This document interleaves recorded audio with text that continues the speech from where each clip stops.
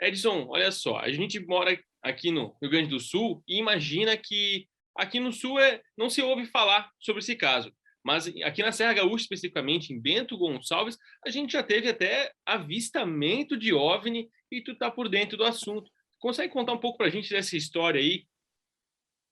Então, inclusive, a gente acabou fazendo uma matéria para a revista OVNI Pesquisa número 10, onde a gente abordava a roupagem dos tripulantes dos OVNIs.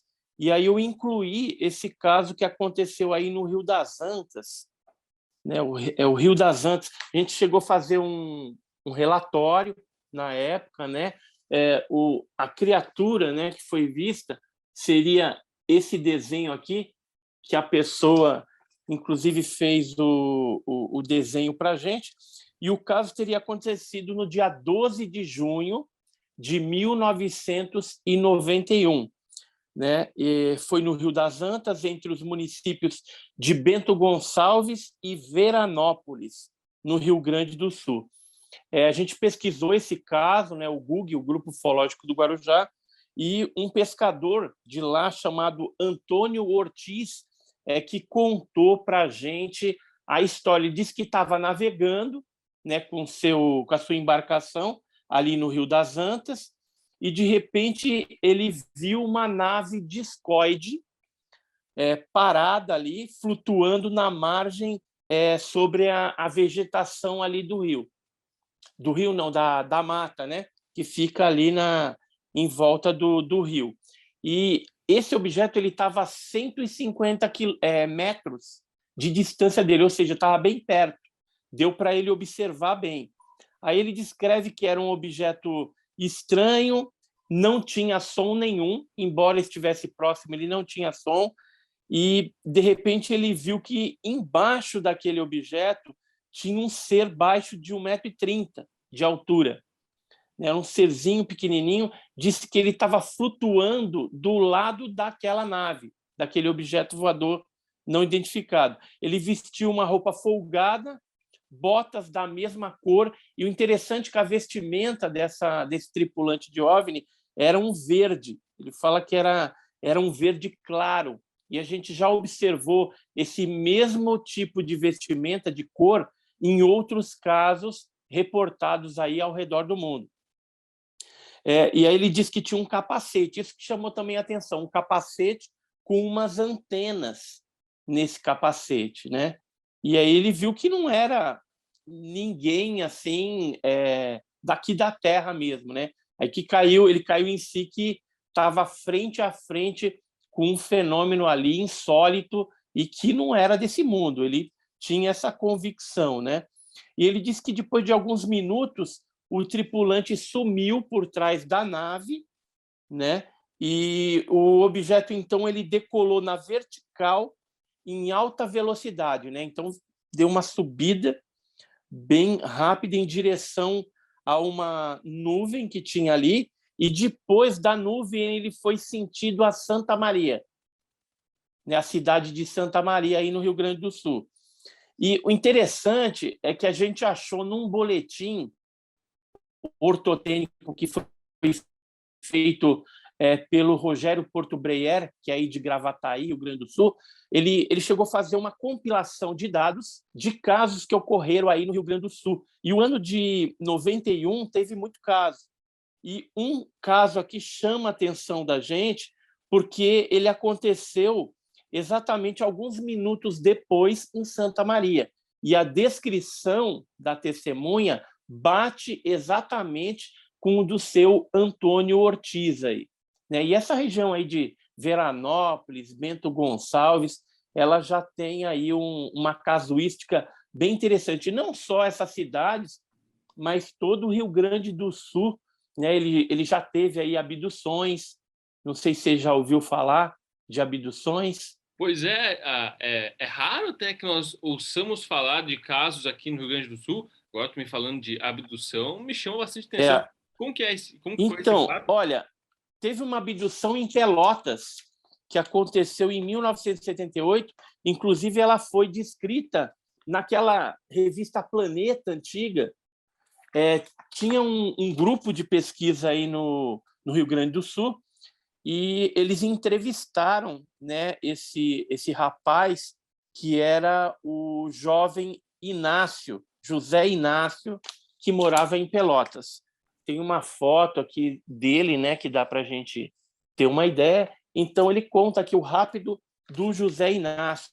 E o pesquisador ele falou que o José Inácio, mais um amigo, assim que aconteceu o fato, que foi na madrugada do dia 3 de março de 78, eles foram lá acordar o pesquisador, bater na porta para contar o que tinha acontecido. Então, é um caso bem interessante, né, que aconteceu em Pelotas, em 78, foi investigado profundamente esse caso, foi feito hipnose regressiva, né? Então, o pesquisador também foi até o local com a testemunha e chegou a encontrar no local uma alteração no solo também deixada pelo objeto voador não identificado.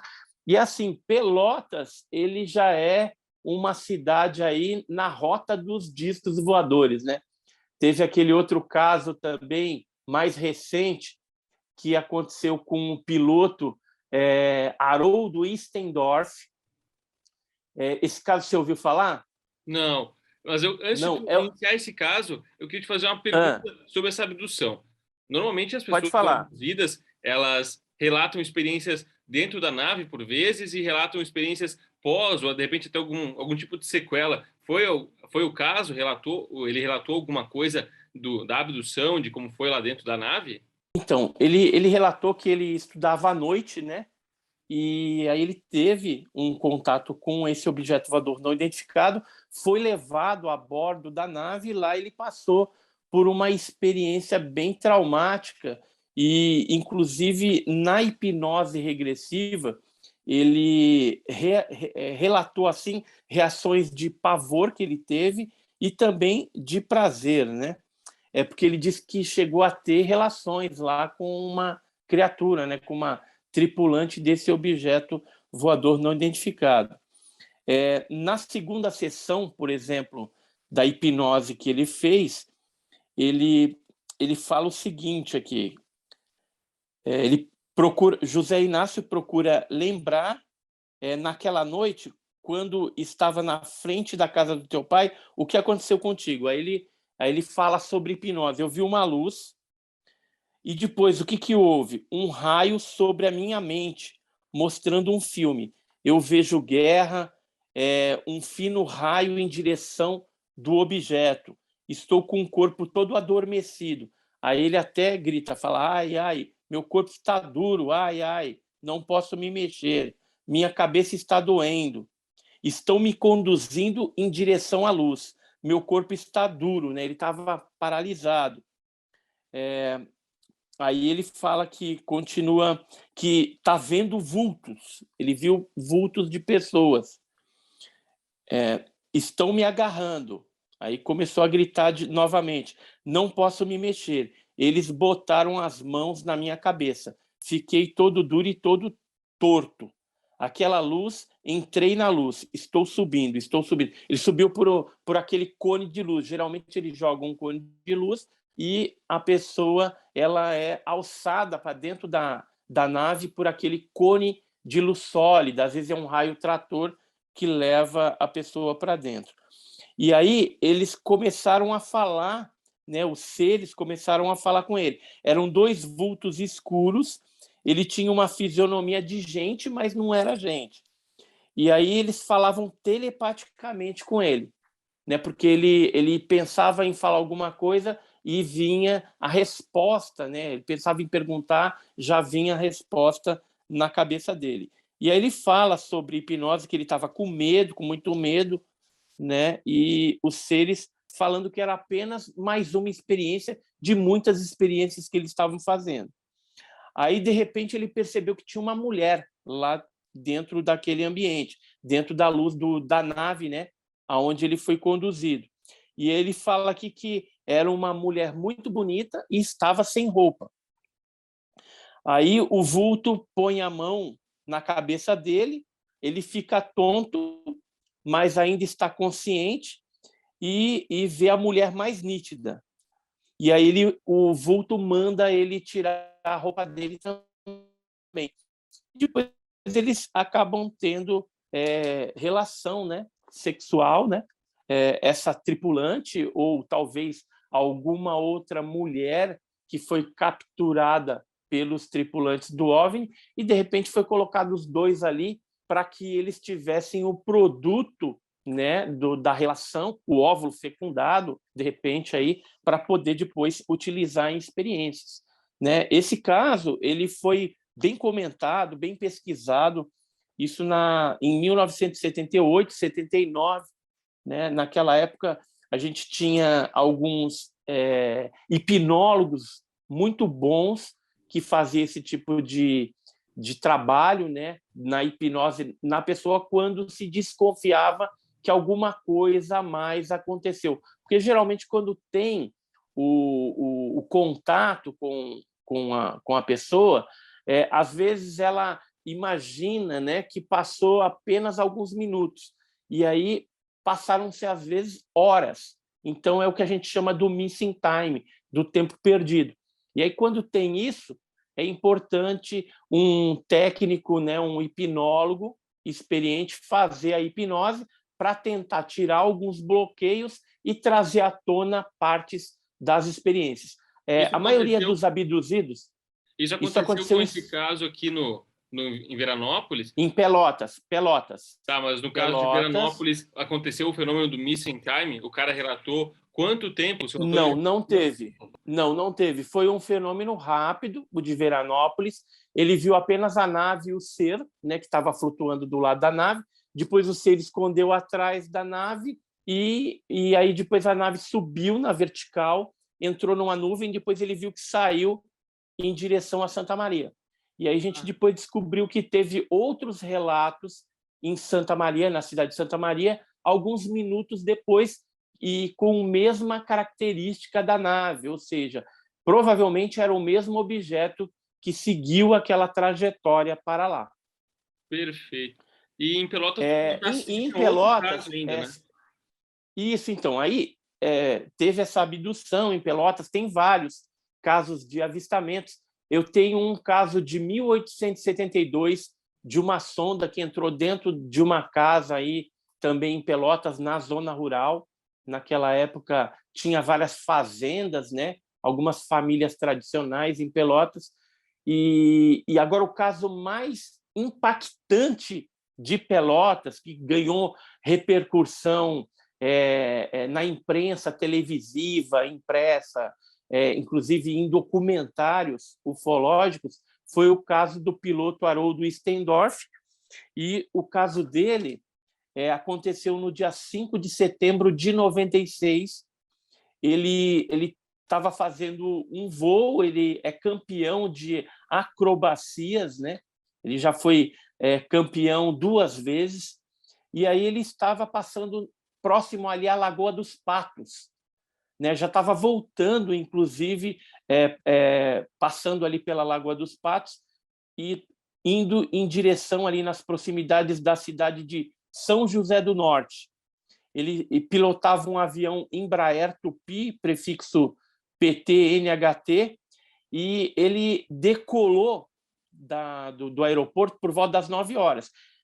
Eram 10h30 quando ele já estava no trajeto de retorno para voltar para o aeroporto, quando ele viu esse objeto. O que ele viu? Ele estava passando aí na ilha de Saragonha, e a cerca de 1.800 metros de altitude, ele observou um objeto em forma de pirâmide, mas gigante. O negócio era monstruoso, aquele objeto. Tinha o formato de pirâmide. A base dele media 100 metros. Imagina, só a base da pirâmide era 100 metros. A altura, né, ele estima aí uns 50 a 60 metros. Aí o que ele fez? Ele estava ali com o avião dele, ele resolveu dar uma volta em torno daquele objeto voador estranho que estava ali, uma pirâmide voadora, né? Muito esquisita. Nisso que ele está fazendo essa operação, né, de girar, ele percebe que na parte superior daquela pirâmide abre uma portinha, uma coisa assim, e sai um disco, né? Essa pirâmide era enorme, aí saiu um disco normal, assim, mais conhecido aí como os discos voadores, aquele prato, né? Saiu meio na diagonal e foi para um determinado local. E aí ele tinha pensado até em entrar, né? Ele falou assim: acho que eu vou entrar dentro desse negócio para ver como é que é lá dentro, já que a estrutura era gigantesca. E aí ele, nesse interim que ele está pensando em entrar e tudo mais, ele entrou em contato com o pessoal da torre, né? E o pessoal da torre entrou em contato com o Sindacta. Por quê? O pessoal da torre lá de Pelotas, local, pegou um binóculo e começou a observar aquele fenômeno que o Haroldo, pelo rádio, reportou para eles. E aí o Sindacta disse que não estava detectando nada, né? Num raio de 200 quilômetros não tinha nada ali na região. E aí ficou essa coisa muito estranha, né? Eles observando aquele fenômeno, até que aconteceu algo bem bizarro. Aquela portinhola de cima fechou, né? Ele ficou meio temeroso também de entrar, e aí o objeto ele subiu na vertical e desapareceu. E o piloto, né, o Haroldo Stendorf, ele estima que a velocidade do objeto voador não identificado, aquela pirâmide, teria chegado à velocidade de Mach 3, 10 vezes a velocidade do som, né? Então, é um negócio impressionante, né? Que foi testemunhado por outras pessoas. Ele viu bem de pertinho, chegou a dar uma volta com o aviãozinho dele em volta. E esse caso ele ganhou a mídia, já saiu em congressos, em documentários, em revistas também especializadas sobre o assunto. Então, assim, Pelotas, de vez em quando, tem alguma coisa. Outro local aí que aparece bastante é Canoas, né? Onde a gente tem uma base aérea, e a base aérea de Canoas. Então, tem alguns casos que vêm ocorrendo aí periodicamente, né? Tem casos, por exemplo, de 2019, 2017, de luzes que apareceram ali, que desceram num campo de futebol, mas o caso mais clássico de Canoas foi um caso que envolveu a Força Aérea Brasileira. Conhece esse caso aí? Canhões da Força Aérea Brasileira? Aqui em Rio Grande do Sul? É, Não conheço. não conhece. Então, esse é um caso antigão. Na época, o brigadeiro Iáquio, na época ele era capitão, vou te mostrar. O brigadeiro Iáquio é esse que está do lado aqui comigo. Uhum. Ele é Ronald Eduard Iáquio. Então, o que aconteceu?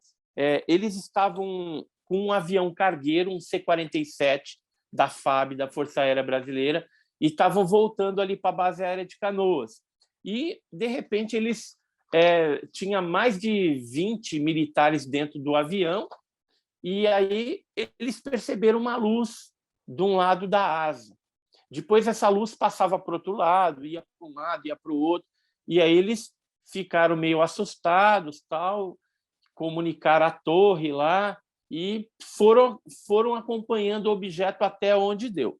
Quando eles desceram em Canoas, né, foi feito um relatório que depois foi publicado nesse diário de notícias. Esse aqui é o diário de notícias, né, datado de, vamos ver aqui, 18 de março de 67, 1967, e aí está aqui: FAB confirma oficialmente que disco voador perseguiu o avião deles.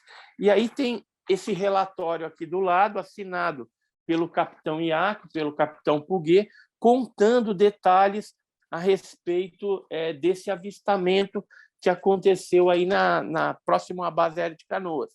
Eu consegui, posteriormente, esse outro relatório oficial, que era de um primeiro-tenente, chama Heron Teixeira Apel, e esse relatório está datado de 28 de março de 67, foi feito na 5ª Zona Aérea, que é a base aérea de Canoas, onde ele relata aqui o que ele viu. Então, todos os militares que estavam a bordo do C-47 tiveram que fazer relatórios do que eles viram a respeito desses OVNIs. E esse material ficou arquivado nos arquivos da Força Aérea Brasileira, da Aeronáutica.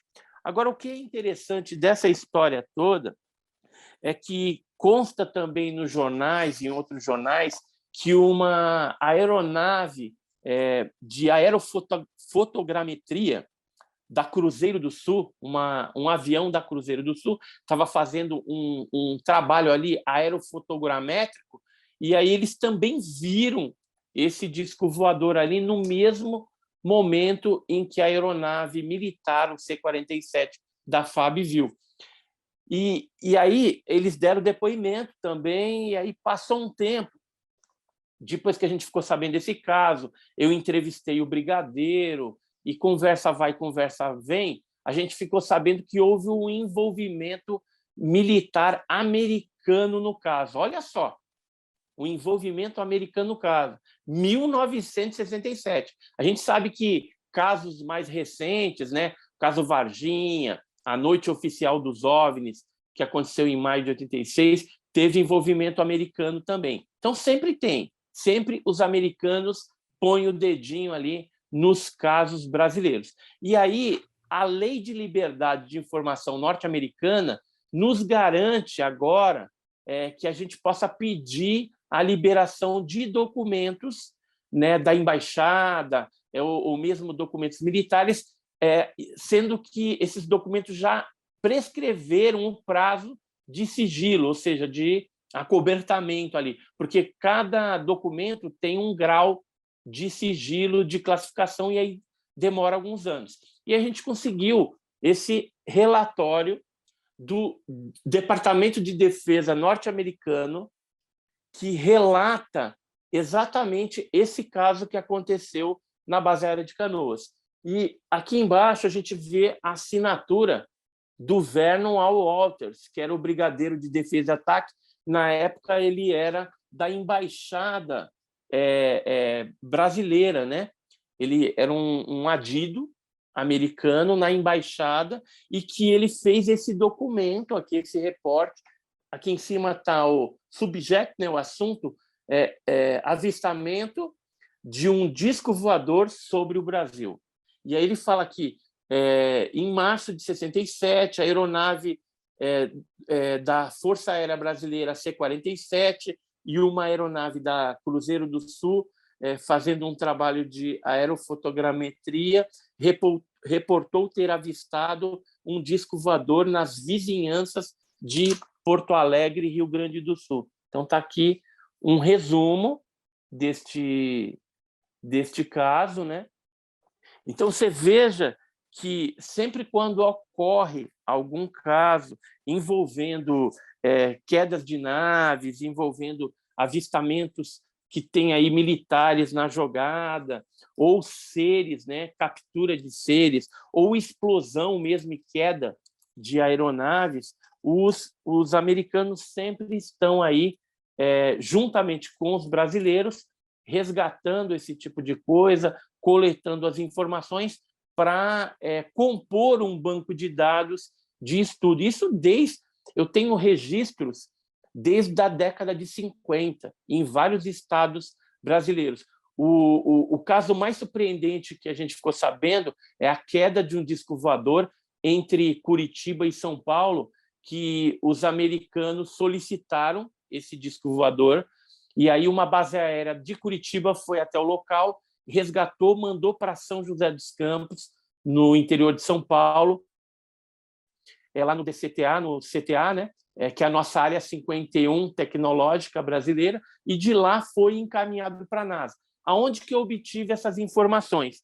Em documentos que foram liberados da embaixada também recentemente. Está aqui os documentos todos em mãos, e está descrito aqui essa situação em que nós demos de mão beijada praticamente para a NASA um disco voador em 1966, 1967. Eu já tentei falar com o governo aqui no Brasil para saber mais detalhes a respeito disso, e simplesmente a resposta que a gente obtém é que não existe, é que o documento foi destruído. Então, geralmente, há um bloqueio no acesso a essas informações quando o assunto é OVNI. Em Pelotas, né, a gente está falando de Pelotas, né? Eu lembrei agora, tem uma foto, não sei se você já viu essa foto, ela saiu no jornal e foi tirada no 9º Batalhão de Infantaria Motorizada, lá de Pelotas. Isso foi no dia, eu tenho a data, eu tenho a foto original também, foi tirada a foto do soldado e depois se percebeu que tinha um objetinho aqui nesse canto. Aqui está a ampliação do objeto, dá para a gente ter uma ideia. É um disco voador. Nas fotos subsequentes e anteriores, porque todos os soldados tiraram ali foto, né, para guardar de recordação, e na foto anterior e na posterior não tem nada. Então, o flagrante que foi tirado aqui pelo Leomar Prado, no dia 12 de maio de 1995, pegou, na sorte, aí, um objeto voador não identificado que estava passando ali nos céus, né, próximo ao 9º Batalhão de Infantaria Motorizada de Pelotas. O maior caso, então, do Rio Grande do Sul, com toda certeza, é o da pirâmide, vista em Pelotas. Olha, o mais conhecido foi esse, tá? O que teve maior repercussão foi esse daí, sim. E quando nós falamos de caso no Rio Grande do Sul, qual que é o primeiro que vem à tua mente? É o caso do Harold Stendorf, de Pelotas, tá? Tem um outro que, falando assim rapidamente, que ele envolveu um deputado estadual, que é o Paulo Azeredo. Já ouviu falar no Paulo Azeredo? Só de nome. Então, ele chegou a observar, ele estava numa viagem da cidade de Pinheiro Machado, no dia 28 de dezembro do ano 2000, estava trafegando pela BR-293, entre Piratini e essa cidade aí de Pinheiro Machado. E aí, bem no meio do caminho, ele avistou 3 luzes. Depois, essas luzes se aproximaram, ele pôde observar com detalhe, ele ficou aterrorizado, tentou ligar, e na época foi divulgado isso nos jornais, né? E ele chegou a ligar para o 102 para tentar ajuda de alguém, porque ele estava muito assustado na estrada ali, né? E não sabia o que fazer. E aí, quando ele chegou no posto policial da Polícia Federal, ele relatou o fato para para 2 policiais que estavam de plantão ali. E aí eles comentaram que alguns fazendeiros ali da região já tinham visto fenômenos semelhantes ao que ele descreveu, aquelas luzes que ele observou ali na estrada. Rio Grande do Sul, eu diria que, em termos de Brasil, ele estaria aí em segundo lugar em termos de quantidade de casos, perdendo apenas para o estado de Minas Gerais, que é bem grande também, Minas Gerais, e Minas é um negócio impressionante como a incidência do fenômeno é grande lá, mas o estado do Rio Grande do Sul ele está em segundo lugar no ranking aí de avistamentos ufológicos. Tem casos antigos, tem casos mais recentes, tem abduções, tem pousos, tem fotografias, tem registros oficiais feitos pela aeronáutica, que hoje qualquer pessoa pode acessar através do Arquivo Nacional. Você entra no CIAN e procura lá Porto Alegre, coloca algumas palavras-chave, Pelotas, por exemplo, e aí você vai encontrar relatórios da Força Aérea Brasileira sobre casos que ocorreram aí na região durante várias épocas, vários anos. Então, é isso que eu tinha para falar a respeito aí da casuística do Rio Grande do Sul. E o caso top 1, vamos dizer assim, é o caso do Harold Stendorf, que é o caso de Pelotas, dessa nave gigantesca em forma de pirâmide que apareceu aí em 1996.